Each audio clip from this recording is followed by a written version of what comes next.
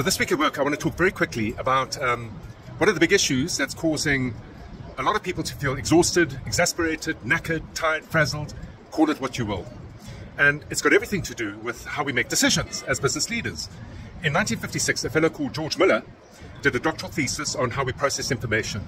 And he says we take data points around every decision that we need to make and process it in our working or short-term memory.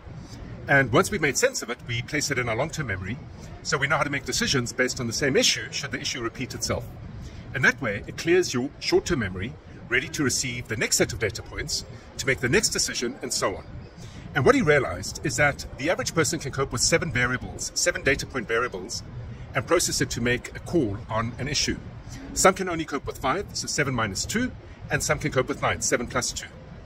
The problem that we face today is that we are dealing very often with many more than just simply 9 data points.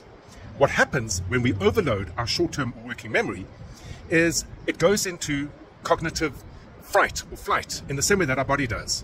If you think about when we get a big shock, a big fright, the first thing that happens is we freeze. The next thing that happens is we fight, and then we flight, and eventually, should we not escape the threat, we go into a state called fawn or flop, where the body literally shuts down and you die. That's it. The same thing happens to the mind.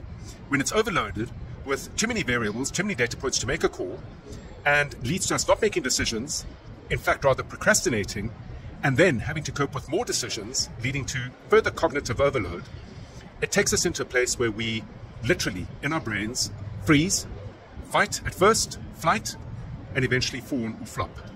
It is unbelievably destructive. It destroys your self-confidence, it destroys the ability for you to lead, it destroys the ability of the business to progress. And the remedy and the solution are 2 things. The first is focus only on what you can control. Rather ignore all the data points that are being fed to us daily, weekly, monthly, every second, through our phones, through TV, through media, through papers, through reading, through people. The next thing is, it's only possible to focus on what you control if you fundamentally simplify your business.